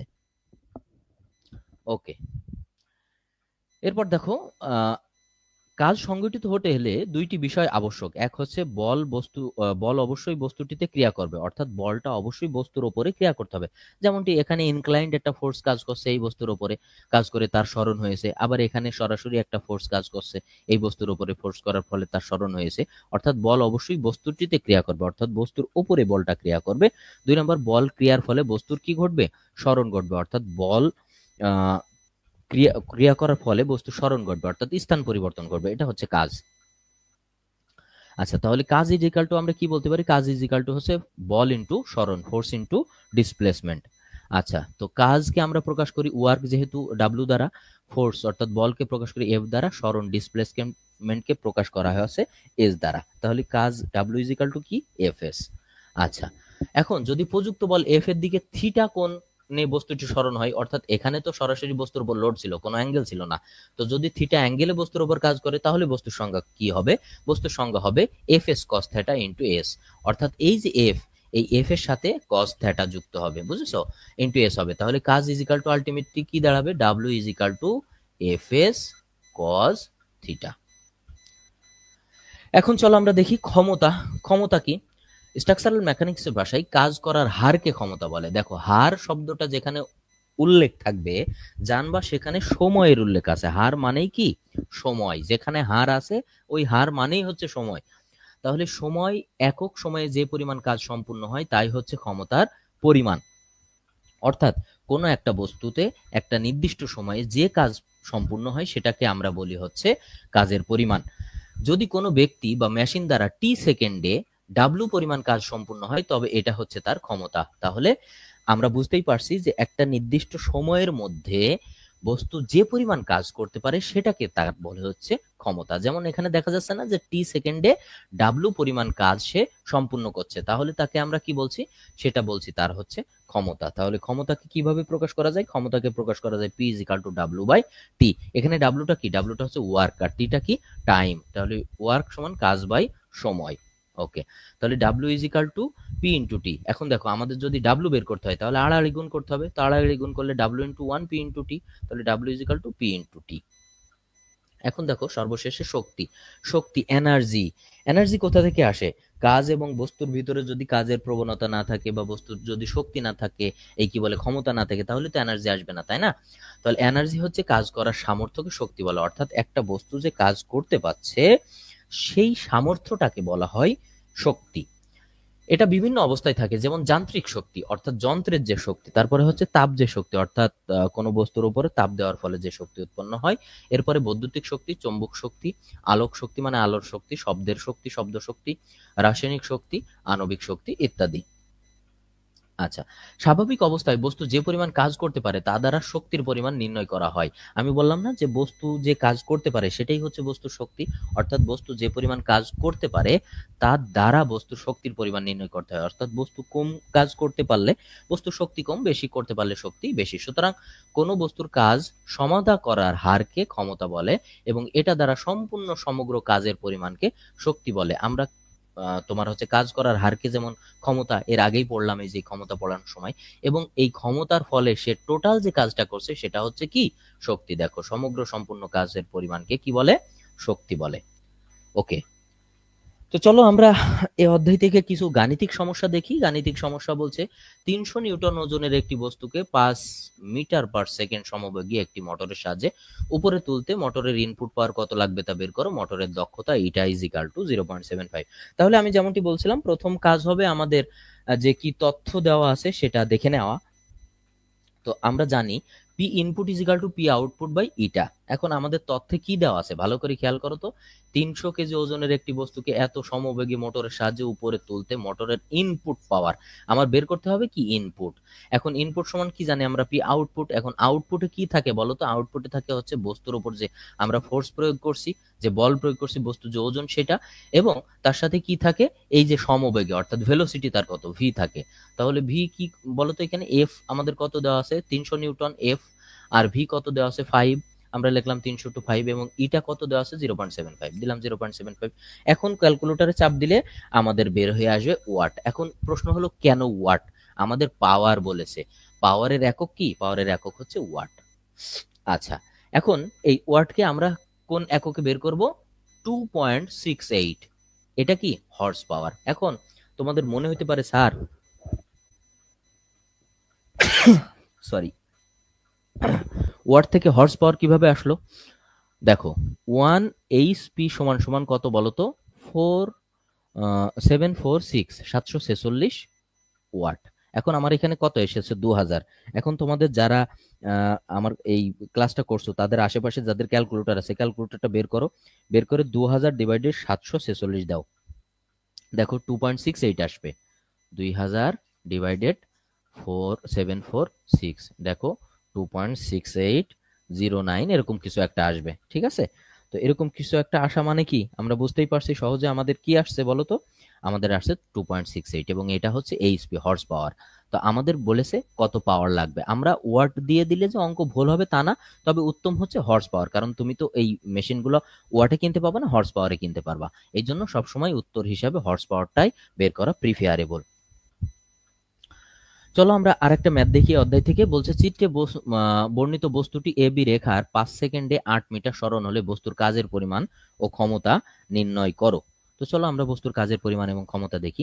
তো আমরা জানি, এখন দেখো এখানে বলছে এ বি রেখা বরাবর 5 সেকেন্ডে 8 মিটার সরণ হলে কাজের পরিমাণ W is equal to F S cos theta. দেখো এফ এস কস থিটা কখন বলছিলাম বলো তো, মনে আছে তোমাদের, যখন বস্তুটার সাথে একটা কি হবে বলো তো, একটা সরণ হবে, একটা কোণ থাকবে, অ্যাঙ্গেল থাকবে। তো এটা তো আমরা জানি। তাহলে আমার এফ এস কত আছে, এফ আছে 500, তারপর এস আছে হচ্ছে 8 মিটারে যে সরণ হয়েছে, তাহলে কস থিটা আমরা দিয়ে দিলাম কস থিটার মান। তাহলে আমার একটা মান বেরোলো কত 2000 নিউটন মিটার। তো নিউটন মিটার মানে হচ্ছে জুল। এখন দেখো আমরা চিত্রটাই ভালো করে দেখতে পাচ্ছি যে এখানে কত নিউটন ফোর্স 500 নিউটন দেওয়া আছে, তার কোণ আছে কত 60 ডিগ্রি, এবং 8 মিটার আছে হচ্ছে ডিসপ্লেসমেন্ট। দেখো এই যে 500, কোণ আছে হচ্ছে 60 ডিগ্রি তাই কস, এবং এই যে হচ্ছে 8 মিটারের 8। এখন আমার বের করতে বলেছে কাজের পরিমাণ, তো বেরোলো ক্ষমতা। তো ক্ষমতা সমান সমান কি জানি আমরা, কাজ বাই সময়। তো কাজ তো বেরিয়েছে আমার, দেওয়া আছে না, তো দেওয়া আছে বল এফ ইজিক্যাল টু 15, এটা জাস্ট লেখা আর কি, আর যদিও আগে আমি তোমাদের বুঝিয়ে দিয়েছি। এখন কাজ আমার কত দেওয়া আছে 2000 আছে না, তারপরে সময় কত আছে 8, এই যে দেখো এখানে 8 না এটা 8 না, এটা 5 হবে 5 সেকেন্ড। আচ্ছা তাহলে কত হবে 250 জুল পার সেকেন্ড। তাহলে কত হবে 250 জুল পার সেকেন্ডকে কি বলে বলো তো, ওয়াট বলে। আচ্ছা আমরা একটু দেখি 2000 ডিভাইডেড 8 250 না, এটা হচ্ছে 8 মিটার সরণ হলে এটা সময়, এটাকে 5 দিয়ে ভাগ করতে হবে, এবং 5 দিয়ে ভাগ করলে 2000 ডিভাইডেড 5 যদি আমরা করি 400 হবে, ঠিক আছে। এটা হবে 400 ওয়াট, কারণ এটা অলওয়েজ সময়, আর আমাদের সময় এখানে দেওয়া আছে 5 সেকেন্ড। ওকে চলো আমরা আরেকটা ম্যাথ করি এই অধ্যায়ের, এটাই লাস্ট ম্যাথ। বলছে একটি পাম্প প্রতি ঘন্টায় 50,000 লিটার পানি 30 মিটার উপরে একটি ট্যাঙ্কে উত্তোলন করে। অর্থাৎ অনেক সময় আমরা কি করি, আমরা ট্যাঙ্ক দিয়ে 10 তলা বিল্ডিং এর উপরে 20 তলা বিল্ডিং এর উপর পানি তুলি না ফ্লোর থেকে। তো সেটাই বলেছে যে প্রতি ঘন্টায় 50,000 লিটার পানি 30 মিটার উপরে তোলে। তো 30 মিটার উপর মানে কিন্তু 10 তলা বিল্ডিং। একটা বিল্ডিং কত মিটার হয়, একতলা 3 মিটার, তাহলে 30 তলা মানে আমরা বুঝতে পারছি 10 তলা বিল্ডিং। তো এই যে 10 তলা বিল্ডিং এর সমান ট্যাঙ্কে উত্তোলন হয়। তো পাম্পের দক্ষতা 85% হলে কত অশ্ব ক্ষমতার মোটরের প্রয়োজন হবে, অর্থাৎ কত হর্স পাওয়ারের মোটর প্রয়োজন হবে। এখন আমাকে বের করতে হবে কি কত হর্স পাওয়ারের মোটর এখানে ব্যবহার করা হবে। ওকে চলো আমরা দেখি। তো প্রতি ঘন্টায় পানির পরিমাণ কত 50,000 লিটার। তো 50,000 1 লিটার সমান সমান যদি আমি 1000 কেজি ধরি, তাহলে 50,000 লিটার সমান সমান আমার কত কেজি দাঁড়াবে বলো তো, 50,000 লিটার সমান সমান আমার দাঁড়াবে হচ্ছে 50,000 কেজি। ওকে, এরপরে দেখো বলা হচ্ছে যে প্রত্যেক মিনিটে পানির পরিমাণ, তো প্রত্যেক মিনিটে পানির পরিমাণ W is equal to 50,000 by 60 প্রত্যেক মিনিটে। তো এই জন্য আমরা 60 দিয়ে ভাগ করছি। ওকে, তাহলে আমার কত বেরিয়ে গেছে? 833.33 কেজি। আচ্ছা, এটা কত ছিল? এটা দেখো তো, পানির উপরে একটি ট্যাঙ্ক উত্তোলন করে প্রতি ঘন্টায়, তো প্রতি ঘন্টায় যদি 55 হয়, কি বলে 50,000 লিটার হয়, তাহলে প্রতি মিনিটে 833.33 কেজি, অর্থাৎ 833.33 লিটার পানি উত্তোলন করা যায়। ঠিক আছে, ওকে। এরপর দেখো এটা আমাদের কত দেওয়া আছে? পাম্পের দক্ষতা 85%, অর্থাৎ পাম্পের তার যে শক্তি আছে সেই শক্তি থেকে কত পার্সেন্ট কাজ করতে পারে? 85% কাজ করতে পারে। সে তার কত পার্সেন্ট কাজ করতে পারে? 85%। আচ্ছা, 85% কাজ যদি সে করতে পারে, তাহলে আমাকে এই জায়গায় একটু খেয়াল রাখতে হবে যে প্রত্যেকটা পাম্পেরই কিন্তু একটা নির্দিষ্ট দক্ষতা আছে, অর্থাৎ কখনোই সে তার যে হর্স পাওয়ার তার 100% কাজ সে করতে পারবে না। এখানে যেমন দেওয়া আছে 85% কাজ করতে হবে। এখন সাপোজ যদি কোনো কারণে দক্ষতা না দেওয়া থাকে, তখন তোমার ধরে নিতে হবে যে ধরি পাম্পের দক্ষতা 85% বা 80%, 75% এরকম। এখন কত মিটার উপরে তুলছে? আমার H is equal to 30 metre. দেখো 30 মিটার। ওকে, তাহলে আমার প্রতি মিনিটে কাজের পরিমাণ কত হচ্ছে? ডাব্লিউ ইজ ইকাল টু 833, এটা কি আমাদের প্রতি মিনিটে 833, কত উঁচুতে উঠছে? 30 মিটার, তাহলে আমার কাজের পরিমাণ হচ্ছে 25,000 কেজি মিটার। ওকে, এখন আমরা কি জানি? আমরা জানি হচ্ছে বিএইচপি। তো বিএইচপির সংজ্ঞা কি? বিএইচপি মানে কি? WH by 4500, 4500। এখন এটা দিয়ে ক্যালকুলেশন করলেই কিন্তু তোমাদের এইচপি বের হয়ে যাবে 5.56 এইচপি। আমাদের কত কি বলছিল? মোটরের অশ্বক্ষমতা কত প্রয়োজন হবে। এখন আমাদের যে দক্ষতা দেওয়া আছে, দক্ষতা কত দেওয়া আছে বলতো? এখন 5.56 তো এইচপি বের হয়েছে, কিন্তু সেটাকে আমরা পুরোটা পাবো? কারণ পাম্পের দক্ষতা তো 85%। তাহলে এটা is equal to BHP by IHP, এটা আই হবে। তাহলে এটা কত হয়? আইএসপি কত হয় দেখো তো, এই এটা 0.5, বিএইচপি আমার বেরিয়েছে 5.56, আর আইএসপি আমরা জানি না। তাহলে আইএসপি ইজ ইকাল টু কত দাঁড়ায়? 5.56 বাই 0.85, অর্থাৎ আমাদের এই 6.54 হর্স পাওয়ারের মোটর লাগবে। এখন আমাদের প্রশ্ন হচ্ছে যে আমাদের ইটার পরিমাণ যদি 100%, অর্থাৎ এখানে যেমন 85% আছে, এটা যদি 100% হতো তাহলে কিন্তু আমাদের এইটাই রেজাল্ট হতো। তো যেহেতু 100% না, সে তার মূল কাজের 85% করতে পারবে, এই জন্য আমাদের আর একটু বেশি হর্স পাওয়ারের মোটর কিনতে হবে। তো আশা করি তোমরা এই কনসেপ্টটা ক্লিয়ার বুঝতে পারছো। তো চলো আমরা তৃতীয় অধ্যায়ে চলে যাই। তৃতীয় অধ্যায়ে আমাদের আছে হচ্ছে বলের সূত্র। আচ্ছা, আমি একটু পানি খেয়ে নিই।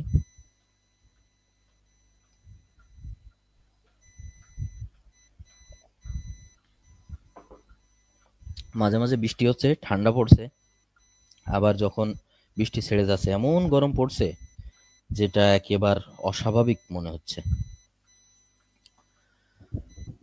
আচ্ছা, চলো আমরা তৃতীয় অধ্যায়ে যাই। তৃতীয় অধ্যায় হচ্ছে বলের সূত্র। ওকে, দেখো বলের সূত্র। তো বলের সূত্রে প্রথমেই আমাদের যে প্রশ্নটা আছে, বল কাকে বলে, বলে ত্রিভুজ, বহুভুজ এবং সামন্তরিকের সূত্র বুঝিয়ে লেখো। এই তিনটা প্রশ্নের ভিতরে একটা প্রশ্ন আসার সম্ভাবনা খুবই বেশি। তো যেহেতু এই একটা প্রশ্ন আসার সম্ভাবনা বেশি, তো চলো আমরা ভালো করে দেখি। প্রথমে দেখি বল কাকে বলে। বল এমন একটি বাহ্যিক কারণ যা কোনো একটি বস্তুর বা স্থির বা গতিশীল অবস্থার পরিবর্তন ঘটায় বা ঘটাবার চেষ্টা করে। অর্থাৎ বল এমন একটা বস্তু যেটা স্থির বস্তুর উপর ক্রিয়া করে বস্তুকে গতিশীল করে এবং গতিশীল বস্তুর উপর ক্রিয়া করে বস্তুকে স্থির করে। দেখো সেটা লেখা রয়েছে, স্থির বা গতিশীল অবস্থার পরিবর্তন ঘটায়, অর্থাৎ স্থিরের উপর ক্রিয়া করে গতিশীল করবে, আবার গতিশীল বস্তুর উপর ক্রিয়া করে সেটারে স্থির করবে। কারণ গতির পরিবর্তন ঘটাইতে হলে তো এটাই করতে হবে, সেটা হচ্ছে বল। এখন দেখো এই যে বেচারা সারা দিন ধরে এই লোহাটা সরানোর চেষ্টা করতেছে তার বল প্রয়োগ করে, কিন্তু আপাত দৃষ্টিতে আমরা চোখে দেখতে পাচ্ছি লোহাটা সে একদমই সরাইতে পারতেছে না, শুধু তার পাই নড়ছে কিন্তু লোহাটা সরাইতে পারছে না। তার মানে স্ট্রাকচারাল মেকানিক্সের ভাষায় এই ভদ্রলোক কোনো কাজ করতে পারছে না, তার কাজ work is equal to zero. এখন এই যে গতিশীল অবস্থা, এই বলটার পরিবর্তন হতে হবে, অর্থাৎ এই বলটা এখান থেকে এখানে আসতে হবে, পরিবর্তন না হলে কিন্তু হবে না। অর্থাৎ বলের সূত্রই হচ্ছে বস্তুর উপর বল প্রয়োগ করার ফলে তার জায়গার পরিবর্তন হবে, অর্থাৎ গতিশীল অবস্থা থেকে সে স্থির হবে, আবার স্থির অবস্থা থেকে গতিশীল হবে। এখন দেখো বলের সূত্র, কোনো বস্তুর উপর টানা বা ধাক্কা দ্বারা এর গতি পরিবর্তনকে বল বলে। অর্থাৎ কোনো বস্তুর উপর আমি টানও দিতে পারি আবার ধাক্কাও দিতে পারি, এই দুইটার ফলে যখন বস্তুটার গতির পরিবর্তন হবে তখনই আমরা সেটাকে বলবো হচ্ছে বল। এখন দেখো ওই একই চিত্রটা তোমরা এখানে দেখতে পাচ্ছ। এখন দেখো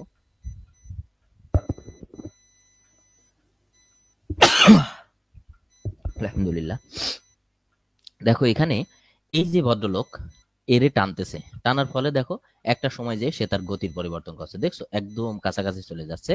এখন একে টানা হচ্ছে, আবার একে কি করা হচ্ছে, ধাক্কা দেওয়া হচ্ছে। তো এই যে গতির পরিবর্তনটা হচ্ছে সেটাকে আমরা বলছি হচ্ছে বল। তোমরা চিত্রে ক্লিয়ার দেখতে পাচ্ছ? ওকে, তাহলে বল ব্যবস্থার যে সাধারণ নিয়মে লব্ধি বলের মান নির্ণয় করা হয় তাকে বলের সূত্র বলে। অর্থাৎ বলের সূত্র কাকে বলে? যে অবস্থায় বলের লব্ধি নির্ণয় করা হয়। লব্ধিটা কি বলতো? লব্ধিটা হচ্ছে বল যে প্রয়োগ করা হচ্ছে, বস্তুটা যে বিন্দু দ্বারা ওই বলটাকে প্রতিরোধ করবে, অর্থাৎ নিজের অস্তিত্ব বিলীন না করে প্রতিরোধ করবে, সেটা হচ্ছে লব্ধি। তাহলে লব্ধি বলের মান নির্ণয় করা যায় তাকে বলের সূত্র বলে, যে সাধারণ নিয়মে, বল ব্যবস্থার যে সাধারণ নিয়মে। তো বলের সাধারণ সূত্রগুলো কি কি? এক নম্বর হচ্ছে বলের ত্রিভুজ সূত্র, এই যে এখানে আছে। এরপরে হচ্ছে বলের বহুভুজ সূত্র, এখানে বলা আছে। এবং লাস্টলি বলের সামান্তরিকের সূত্র। তো চলো আমরা এই তিনটা সূত্র নিয়ে একটু আলোচনা করি। প্রথমে হচ্ছে বলের ত্রিভুজ সূত্র। তো ত্রিভুজ আমরা কিন্তু কম বেশি সবাই জানি ত্রিভুজ কি। তিনটা ভুজের সমন্বয়ে গঠিত ভুজকে বলে হচ্ছে ত্রিভুজ। এখন দেখো এই যে এখানে ক্লিয়ার একটা চিত্র তোমরা দেখতে পাচ্ছ। তো চিত্রটাই বলের সূত্র বলার আগে আমি চিত্রটা তোমাদের একটু দেখাতে চাই। দেখো ভালো করে চিত্রটা খেয়াল করো, চুপচাপ। আমি কথা বন্ধ করছি, তোমরা চিত্রটা দেখো।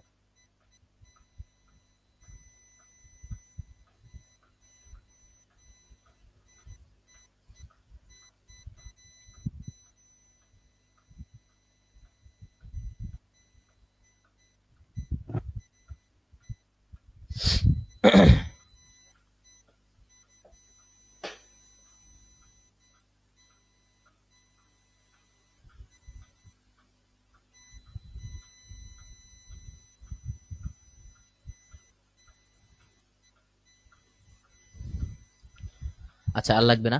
আশা করি তোমরা চিত্রটা দেখতে পাচ্ছ। এখন চলো আমরা ত্রিভুজ সূত্রটা দেখি। বলছে যদি দুটি বল কোনো একটি বস্তুর উপর একটি বিন্দুতে এমন ভাবে ক্রিয়াশীল হয়। তো আমরা ভালো করে এই চিত্রটার আবার প্রথম অবস্থায় ফিরে যাব। দেখো ভালো করে খেয়াল করো। বলছে যদি দুটি বল কোনো একটি বস্তুর উপর একটি বিন্দুতে ক্রিয়াশীল হয়। তো এই বস্তুর উপর একটা বিন্দুতে দুইটা বল ক্রিয়াশীল আছে। একটা বল হচ্ছে ডান দিকে আর একটা বল হচ্ছে কোন দিকে বলো তো? উপরের দিকে। তাহলে আমরা বুঝতে পারছি এই বক্সের উপরে দুইটি বল কি ক্রিয়াশীল আছে না? এখন এবং এই বল দুইটি কোন ত্রিভুজের একই ক্রমে গৃহীত দুইটি বাহু দ্বারা নির্দেশিত হলে, এখন এই বরাবর আমি যদি একটা ডটেড রেখা আঁকি তাহলে এটা একটা ত্রিভুজের মতো দেখা যাবে না? তাহলে এটাও তো ত্রিভুজের একটা বাহু, এটাও ত্রিভুজের একটা বাহু। তাহলে ত্রিভুজের একটা বাহু দ্বারা নির্দেশিত হলে এদের লব্ধির মান ও দিক ত্রিভুজের বিপরীত ক্রমে গৃহীত তৃতীয় বাহু দ্বারা সূচিত হবে। এখন ত্রিভুজের বিপরীত ক্রমে গৃহীত তৃতীয় বাহু কোনটা হবে? এইটা। এই বাহু দ্বারা এদের লব্ধি সূচিত হবে, একে বলে ত্রিভুজ সূত্র। আরেকবার খেয়াল করো, এখন চিত্রটা দেখার সাথে সাথে আমি কথা বলবো, তোমরা খেয়াল করবা। দেখো এই যে দুইটা বাহু দ্বারা নির্দেশিত হয়েছে, উপরে একটা বল, এই একটা বল দুইটা বাহু দ্বারা। এখন দেখো এই বক্সটাকে দুইটা বাহু দ্বারা দুই দিকে টানা হচ্ছে এবং টানা হয়ে সে আলটিমেটলি কোথায় পৌঁছাচ্ছে? এইখানে পৌঁছে যাচ্ছে, এখানে পৌঁছে যাচ্ছে। এখন তাকে যদি রেজিস্ট করতে হয়, তাকে ধরে রাখতে হয়, তাহলে সে যখন এদিকে যাচ্ছে তাহলে তাকে আমার ধরে রাখতে হলে কি করতে হবে বলতো? তাকে আমার ধরে রাখতে হলে এই যে যথারীতি এখানে ফিরে আসতে হবে। যথারীতি কোথায় ফিরে আসতে হবে? এখানে ফিরে আসতে হবে। অর্থাৎ সে যদি এদিকে যায় তাকে রেজিস্ট করতে হলে আমার একটা অপোজিট বল প্রয়োগ করতে হবে। তো এটাই হচ্ছে বলের ত্রিভুজ সূত্র বা বলের লব্ধি। চলো আমরা বলের বহুভুজ সূত্র দেখি। তো বহুভুজ মানে অনেকগুলো ভুজের সমন্বয়ে গঠিত। তো এখানে পলিগন ল অফ ফোর্স দেওয়া হয়েছে, অর্থাৎ পাঁচটা ভুজ থাকবে যেহেতু পলিগনের কথা বলা হয়েছে। আচ্ছা, বলছে যদি কয়েকটি বল কোনো একটি বস্তুর উপর নির্দিষ্টভাবে ক্রিয়াশীল হয় এবং মান ও দিক একই ক্রমে গৃহীত একটি বহুভুজের বাহু দ্বারা নির্দেশিত হয়, এদেরকে লব্ধি বল। এবং ওই বহুভুজের শেষ বাহু দ্বারা বিপরীত ক্রমে গৃহীত নির্দেশিত হবে, এটাকে বলা হচ্ছে বলের বহুভুজ সূত্র। তো সেটা কিভাবে? বলছে যদি কয়েকটি বল একটির উপর নির্দিষ্টভাবে ক্রিয়াশীল হয়। তো আমার এখানে বল আছে P1, P2, P3, P4। মনে করি এই চারটি বল একটির উপর নির্দিষ্টভাবে ক্রিয়াশীল। এদের মান ও দিক একই ক্রমে একটি বহুভুজের বিভিন্ন বাহু দ্বারা নির্দেশিত হয়েছে। এখন P1, P2, P3 এবং P4 বলের মান এই বহুভুজের বাহু দ্বারা নির্দেশিত হয়েছে। তবে এদের লব্ধি ওই বহুভুজের শেষ বাহু দ্বারা বিপরীত ক্রমে নির্দেশিত হবে। এই বহুভুজের শেষ বাহু কোন দিকে? এই যে এইটা দ্বারা বিপরীত ক্রমে। তো ভালো করে খেয়াল করো, এই বহুভুজ যদি আমরা একটু দেখি, আমরা অ্যানিমেশন দেখলে ক্লিয়ার বুঝতে পারবো। দেখো এই বস্তুটার এটা কোথায় আসলো? এখানে আসলো। এখন এই বস্তুটার প্যারালাল কোথায় হবে? এই যে দেখো এখানে আসলো। এখন দেখো এদের প্রত্যেকটা দিকে দিকে, একটার দিকে দিকে আর একটার দিকে দিকে, তারা কিন্তু আলটিমেটলি একই দিকে যাচ্ছে। ওকে, তাহলে 3 নাম্বার বলটা কোথায় আসলো? দেখো এখান থেকে আবার এদিকে যাচ্ছে। ওকে, দিক পরিবর্তন করে নাই। 4 নাম্বার বলটা কোথায় আসলো? 4 নাম্বার বলটা এখানে আসলো, সেও দিক পরিবর্তন করে নাই। এখন দেখো 5 নাম্বার বলটার কথা কোথায় ছিল? এই যে এরকম নিচে আসার কথা ছিল, কিন্তু সে কোথায় যাচ্ছে? অপোজিট যাচ্ছে, উপরে যাচ্ছে। কেন উপরে যাচ্ছে? এই যে দেখো এদের লব্ধির বল বহুভুজের শেষ বাহু দ্বারা বিপরীত ক্রমে নির্দেশিত হবে। অর্থাৎ বহুভুজের শেষ বাহু কোনটা? এখানে P5, সেই বাহু দ্বারা বিপরীত ক্রমে নির্দেশিত হবে। অর্থাৎ সবাই এদিকে আসছে, কিন্তু এটা উপরের দিকে যাবে, বিপরীত ক্রমে নির্দেশিত হবে। এটাকেই বলা হচ্ছে বলের বহুভুজ সূত্র। ওকে, চলো এখন দেখি বলের সামান্তরিকের সূত্র। বলের সামান্তরিকের সূত্র হচ্ছে একই বিন্দুতে ক্রিয়াশীল দুটি বলের মান ও দিক সামান্তরিকের দুইটি সন্নিহিত বাহু দ্বারা প্রকাশ করা হয়, তবে ওই বলদ্বয়ের লব্ধির মান এবং দিক সামান্তরিকের ওই বিন্দু হতে অঙ্কিত কর্ণ দ্বারা প্রকাশ করা হয়। এইভাবে যদি তুমি সূত্র পড়ো, মুখস্থ করো, তোমার এই সূত্র মুখস্থ মনে রাখা একটু কঠিন হবে। তো চলো আমরা চিত্রের সাহায্যে বুঝি। ওকে, বলছে একই বিন্দুতে ক্রিয়াশীল দুটি বলের মান ও দিক। একই বিন্দুতে, তাহলে আমরা মনে করি এ বিন্দুতে দুইটি বল ক্রিয়াশীল আছে, একটা 50 নিউটন আর একটা 800 নিউটন। সামান্তরিকের দুইটি সন্নিহিত বাহু দ্বারা প্রকাশ করা হয়। তো এটা একটা সামান্তরিক, তার একটা সন্নিহিত বাহু ও থেকে এ এবং ও থেকে বি। ওকে, ওই বলদের লব্ধির মান ও দিক, তার মানে এই 50 নিউটন এবং 80 নিউটন বলদের লব্ধির মান ও দিক হবে সামান্তরিকের ওই বিন্দু হতে অঙ্কিত। সামান্তরিকের কোন বিন্দুতে কাজ করছে? বল ও। তাহলে ও বিন্দু হতে অঙ্কিত কর্ণ। তো ও বিন্দু হতে অঙ্কিত কর্ণ কোন দিকে কাজ করবে? এই দিকে। তাহলে এদের লব্ধি হবে সামান্তরিকের কর্ণ। অর্থাৎ একটা সামান্তরিকের কর্ণই হচ্ছে ওই সামান্তরিকের উপরে ক্রিয়ারত বলগুলোর লব্ধি। আমরা কিন্তু এটা সহজভাবেই বলতে পারি। আচ্ছা, তো চলো আমরা এই অধ্যায় থেকে কিছু ম্যাথ দেখি। যেমন টি সামান্তরিকের সূত্র করলাম, তো এই সংক্রান্ত একটা ম্যাথ দেখি। এটা কিন্তু বড় অধ্যায়, তোমাদের যতগুলো অধ্যায় আছে তার ভিতরে এটা বেশ বড়। আসলে স্ট্রাকচারাল মেকানিক্সটা সাবজেক্টে এরকমের প্রত্যেকটা অধ্যায় থেকে প্রশ্ন আসে। আচ্ছা, দেখো গাণিতিক সমস্যায় কি আছে? 100 কেজি এবং 80 কেজি মানের দুইটি টানা বল একটি বিন্দুতে 60 ডিগ্রি কোণে ক্রিয়া করছে। দেখো 100 কেজি একটা বল, 80 কেজি একটা বল একটা বিন্দুতে কত ডিগ্রি কোণে ক্রিয়া করছে? 60 ডিগ্রি। সামান্তরিকের সূত্রের সাহায্যে বল দুটির লব্ধির মান ও দিক প্রকাশ করো। এখন আমরা সামান্তরিকের সূত্রটা প্রয়োগ করব। ওকে,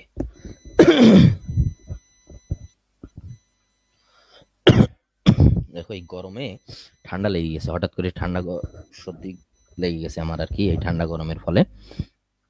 ওকে, দেখো আমাদের এখন কি কি তথ্য দেওয়া আছে? তথ্য দেওয়া আছে P is equal to 100 KG এবং Q is equal to 80 KG আমাদের বলের পরিমাণ দেওয়া আছে।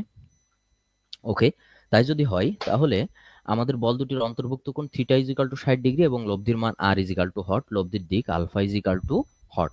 ওকে, এখন দেখো সামান্তরিকের সূত্র অনুযায়ী লব্ধির মান, সামান্তরিকের সূত্র অনুযায়ী লব্ধির মান আর ইজ ইকাল টু কত? Root over P square plus Q square plus 2p Q cos theta. এখন দেখো এইটা কিন্তু সামান্তরিকের সূত্রে লব্ধির মান, এবং আমাদের মূল ক্লাসে এই সূত্রটা কিন্তু আমি তোমাদের প্রতিপাদন করে দেখিয়েছি, অর্থাৎ এই সূত্রটা কোথা থেকে আসলো। ঠিক আছে, ওকে, চলো এখন আমরা সূত্র প্রয়োগ করি।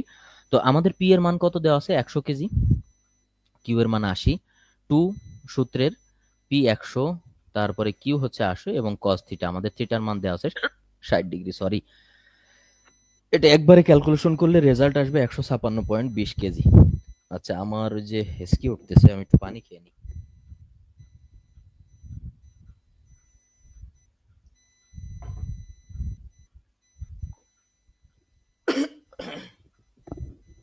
ওকে, দেখো তাহলে আমাদের আর এর মান বের হয়ে গেছে কত কেজি? 156.20 কেজি। ওকে, তো এরপর ও লব্ধির দিক বের করতে হবে আমার। তাহলে লব্ধির দিক ট্যান আলফা সমান সমান কত? আমাদের সূত্রটা কি? Q sine theta divided by P plus Q cos theta. তাহলে কিউ হচ্ছে 80, sine theta sine 60 degree, P আমাদের 100, কিউ এর মান 80 কস 60 ডিগ্রি। এই দুয়ে মিলে আমাদের অ্যান্সার বের হয়ে গেল।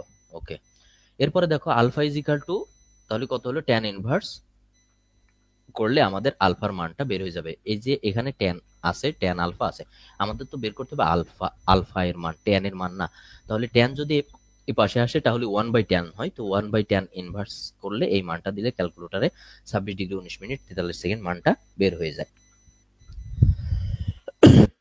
তাহলে আমাদের লব্ধির মান বেরোলো 156.20 কেজি এবং লব্ধির দিক বেরোলো 26 ডিগ্রি 19 মিনিট 43 সেকেন্ড আনুভূমিক সহিত। ওকে, চলো এই অধ্যায়ের আমরা একটা মোস্ট ইম্পর্টেন্ট গাণিতিক সমস্যা করি। এই অঙ্ক তোমাদের পরীক্ষায় একটা আসবে। এটা জোর গলায় বলা যায় যে তোমাদের যে রচনামূলক প্রশ্নগুলো থাকবে সেই 5টার ভিতরে একটা কিন্তু ফোর্স সিস্টেমের এই ম্যাথ থেকে আসবে। তো চলো এই ম্যাথটা আমরা একটু করি। ওকে,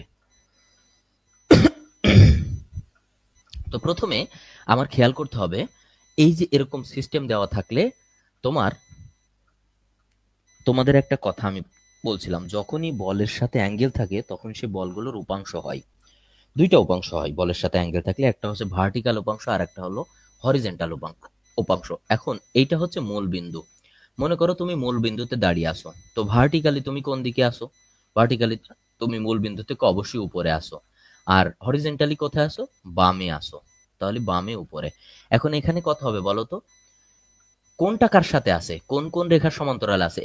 এই রেখার সমান্তরালে তো যার সাথে কোন থাকে সে কস। তাহলে এটা কত হবে? 10 কস কত আছে? 30। এটা হবে 10 সাইন 30। ওকে, এবার দেখো মূল বিন্দু থেকে এই লোডটা কোন দিকে আছে? হরিজেন্টালি ডান দিকে, ভার্টিক্যালি নিচের দিকে। কোন রেখার প্যারালালে আছে? কস, এই অ্যাঙ্গেলটা এই রেখার। তাহলে এটা হবে কস। তাহলে এটাকে আমরা কত বলবো? এটা এখানে 60 ডিগ্রি না, এটা যদি 60 কিলো নিউটন হয় তাহলে 60 হবে 60 কস 50। আর এটা হবে 60 সাইন 50। ওকে, এরপর দেখো এইটা, তো এইটা মূল বিন্দু থেকে কোথায় আছে? হরিজেন্টালি বামে আছে, নিচে আছে। এখন ভালো করে খেয়াল করো এই যে কোনটা কোন রেখার প্যারালালে? এই রেখা। তাহলে এই রেখাটা হবে কজ। তাহলে এখানে আমরা লিখবো কত? 30, নট ডিগ্রি। 30 কজ 40, এটা লিখবো হচ্ছে 30 সাইন 40। আচ্ছা, হঠাৎ করে আমার হেসকিউটে ক্লাস নিতে খুব অসুবিধা হচ্ছে তোমাদের। তো চলো এখন আমরা ভার্টিক্যাল উপাংশগুলো বিবেচনা করি। তো প্রথম আমাদের ভার্টিক্যাল কি উপাংশ আছে? ভার্টিক্যাল আমাদের এখানে লোড কত আছে? 4। তো এখানে লোডের সাথে আমার অ্যাঙ্গেল সরাসরি দেওয়া নেই, কিন্তু উপাংশ দেওয়া আছে। তো প্রথমে আমরা যখন হরিজেন্টাল হিসাব করব তখন কজ এর হিসাব করব, যখন ভার্টিক্যাল তখন সাইন এর হিসাব করব। তাহলে আমার লোড কত আছে? 4 কিলো নিউটন। তো সাইন সমান আমরা কি জানি বলো তো? লম্ব বাই অতিভুজ। লম্ব আমাদের এখানে কত দেওয়া আছে? সরি, সাইন কজ সমান সমান হচ্ছে ভূমি বাই অতিভুজ।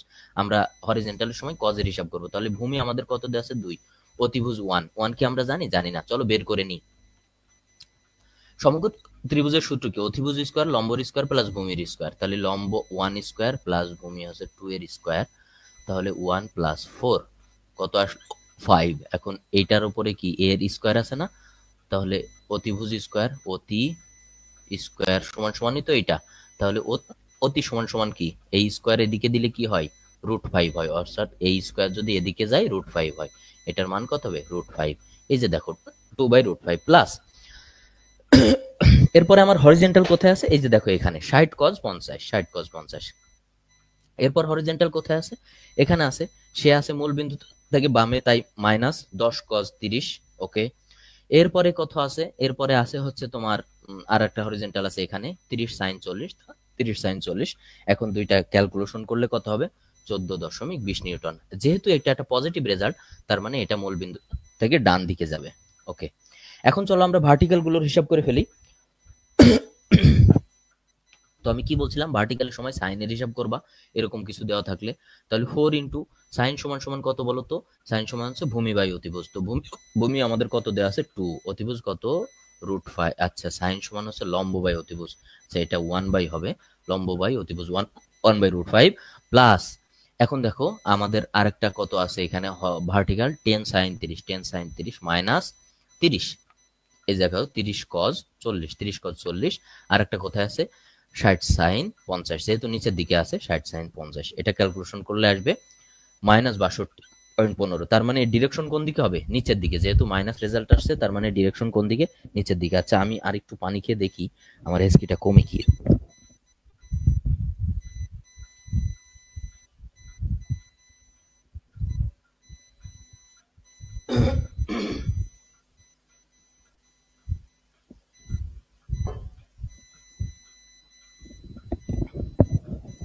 ওকে, এখন দেখো আমাদের লব্ধি বের করতে হবে, তাহলে লব্ধি আর ইজ ইকাল টু কত? লব্ধি আর ইজ ইকাল টু হচ্ছে root over F of H square plus F of V, অর্থাৎ horizontal square plus vertical square. তাহলে হরিজেন্টাল স্কোয়ার এবং ভার্টিক্যাল স্কোয়ার করলে কত আসবে? দেখো 63.72 কিলো নিউটন। আচ্ছা, এখন আমাদের অ্যাঙ্গেল বের করতে হবে। তো অ্যাঙ্গেলের সূত্র আমরা কি জানি? Theta is equal to tan inverse 14.2 divided by 62.15। তাহলে এইটা করলে আমাদের রেজাল্ট আসবে 12.86। এটা চতুর্থ কোঅর্ডিনেটে। প্রকৃত দিক কত? এখন চতুর্থ কোঅর্ডিনেট হলে এই তৃতীয় পর্যন্ত যেতে যেতে কত দিক হয়? 270 না? দেখো এক একটা কোঅর্ডিনেটের মান কত? 90 না? তাহলে তিনটা আউট করলে কত হয়? 270 প্লাস চতুর্থতে এই যে এটা, তাহলে টোটাল যোগ করলে হবে 282.86। আশা করি তোমরা বুঝতে পারছো। আচ্ছা, তো এই অধ্যায় থেকে আমরা আরো একটা অঙ্ক দেখবো। আমি প্রথমেই তোমাদের বলছিলাম যে অধ্যায়টা কিন্তু চ্যাপ্টারটি কিন্তু বড়, তো চলো আমরা অঙ্কগুলো দেখি। বলছে নিচের চিত্র অনুযায়ী 100 কেজি ওজনের একটি বস্তু এ বি এবং সিবি দিয়ে তার ঝুলানো আছে, তার বল দুটির বল এবং প্রকৃতি নির্ণয় করতে হবে। সরি, আমার অনেক অসুবিধা হচ্ছে ক্লাস নিতে এই হেসকির কারণে।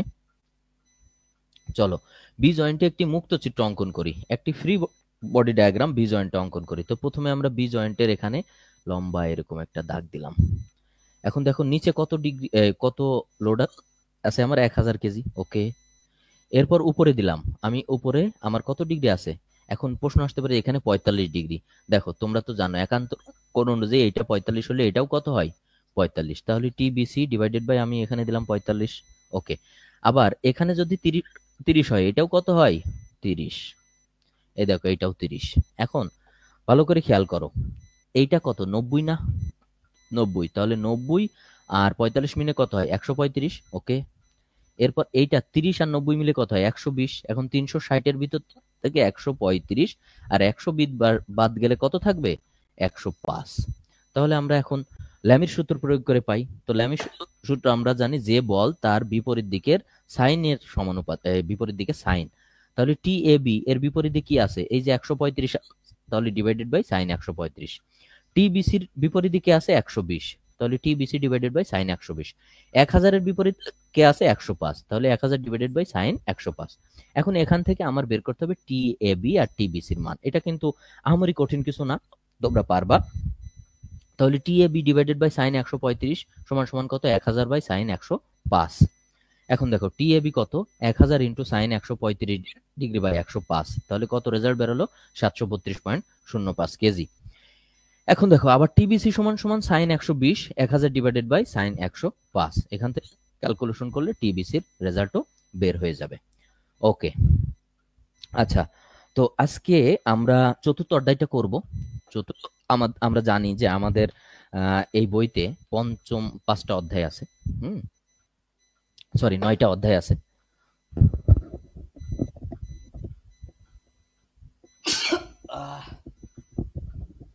তো এই 9টা অধ্যায়ের ভিতরে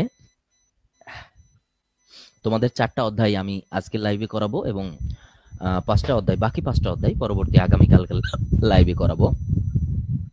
তো চলো আমরা বলের মোমেন্টের এই অধ্যায়টা দেখে শেষ করে দেবো। আর তাছাড়া আমার শরীর একটু খারাপ লাগছে, বারবার হাসি হচ্ছে, তোমরা বুঝতে পারছো।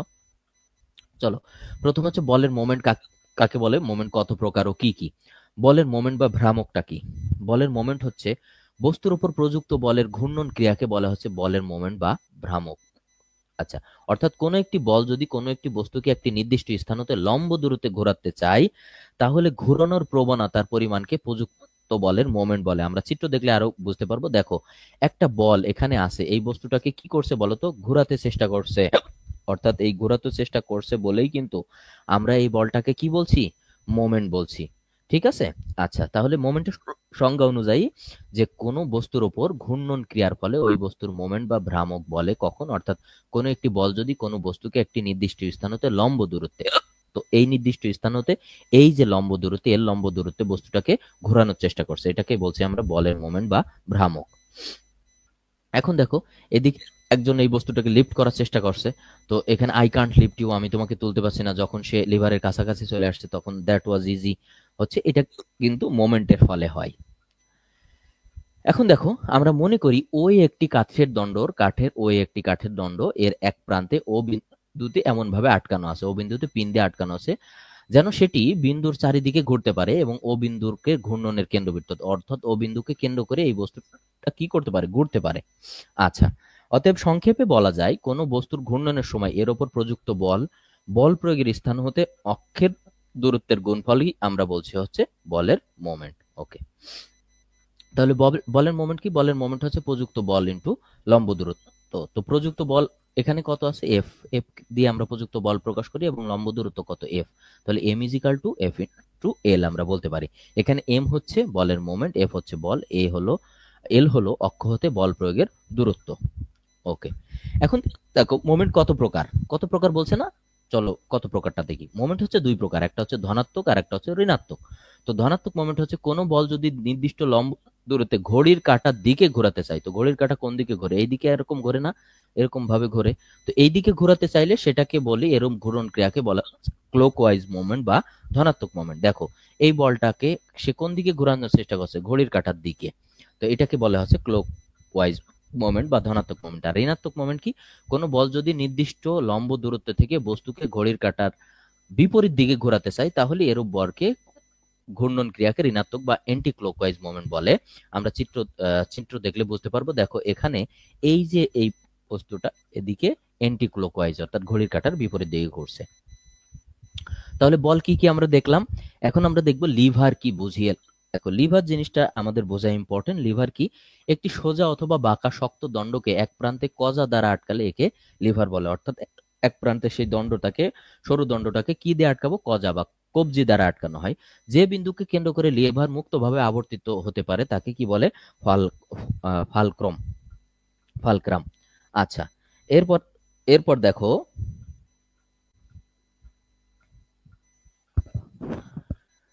ওকে, এরপর দেখো এই যে ফালক্রম, এই বিন্দুকে কেন্দ্র করেই কিন্তু লিভারটা ঘুরবে। এইদিকে আমি লোড দিচ্ছি, এই জন্য এই বাহুটার নাম হচ্ছে লোড আর্ম, এবং এইদিকে অ্যাফোর্ড করছি, এই জন্য এই বাহুটার নাম হচ্ছে অ্যাফোর্ড আর্ম। আচ্ছা, লিভারের যে প্রান্তে বল প্রয়োগ তাকে বল বাহু বা অ্যাফোর্ড আর্ম বলে, এবং যে প্রান্তে ভার উত্তোলন করা হয় তাকে ভার বাহু বা লোড আর্ম বলে। তাহলে লিভার কি আমাদের বুঝিয়ে দেখতে বলেছে। এখন আমরা সরল লিভার দেখি। সরল লিভারটা কি? চলো আমরা সরল লিভারটা দেখি। সরল লিভার বলছে একটি বার বা দণ্ড দ্বারা গঠিত লিভার যার একটি ফালাক্রম থাকে তাকে সরল লিভার বলে। দেখো তো এখানে ফালাক্রম কয়টা আছে? একটি আছে। একটু দাঁড়াও তোমরা।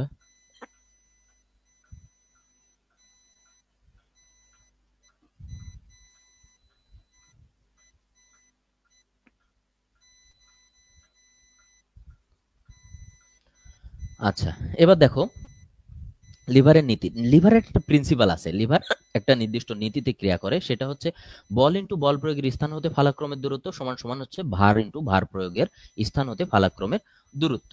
আচ্ছা, তো বল ইন্টু বল দৈর্ঘ্য সমান সমান ভার ইন্টু ভার বাহুর দৈর্ঘ্য, এইটাকে বলা হচ্ছে লিভারের নীতি। এবং লিভারের যে কাজ করে এটা কিন্তু এই প্রিন্সিপালের উপর ভিত্তি করে লিভারটা কাজ করে।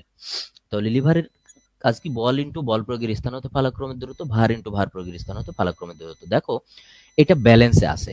কিভাবে ব্যালেন্সে আছে? দেখো এই দুইটা দূরত্ব সমান, এখানে দুইটা বল ঝোলানো আছে, এখানেও দুইটা বল ঝোলানো আছে। এখন আমরা একটু অ্যানিমেশনে যাই দেখি কি হবে। বল ইন্টু বল বাহুর দৈর্ঘ্য, ভার ইন্টু ভার বাহুর দৈর্ঘ্য। আমরা যদি অ্যানিমেশনে যাই তাহলে ভালো করে খেয়াল করো, এইটা যখন অনেক দূরে চলে যাচ্ছে তখন এই দুইটাকে ব্যালেন্স রাখার জন্য এর একটা বলই যথেষ্ট হচ্ছে। কিন্তু প্রথমে কি একটা বল যথেষ্ট ছিল? তার মানে আমাদের বাহু যখনই আমরা বাড়াচ্ছি, দূরত্ব যখনই আমরা বাড়াচ্ছি, তখন এই বিশাল ওজনটাকে শুধুমাত্র একটা জিনিস দিয়েই ধরে রাখা যাচ্ছে। তো এইটাই কিন্তু মূলত লিভারের কনসেপ্ট। এখন দেখো চলো আমরা এই কনসেপ্ট থেকে ম্যাথ করি।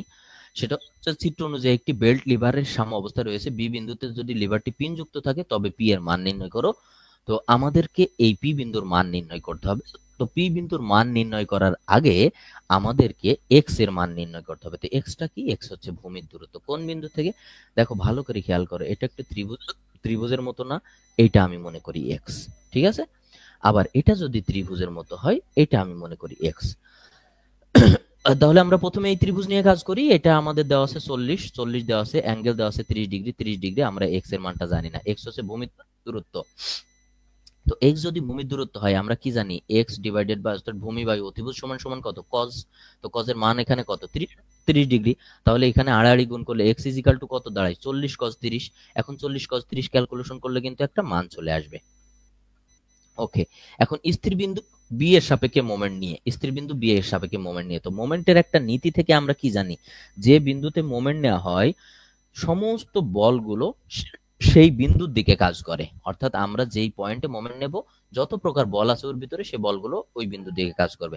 তাহলে প্রথমে আমরা জানি ঋণাত্মক মোমেন্ট সমান সমান ধনাত্মক মোমেন্ট। তো ঋণাত্মক মোমেন্ট হচ্ছে বল ইন্টু লম্ব দূরত্ব, আর ধনাত্মক মোমেন্ট হচ্ছে বল ইন্টু লম্ব দূরত্ব।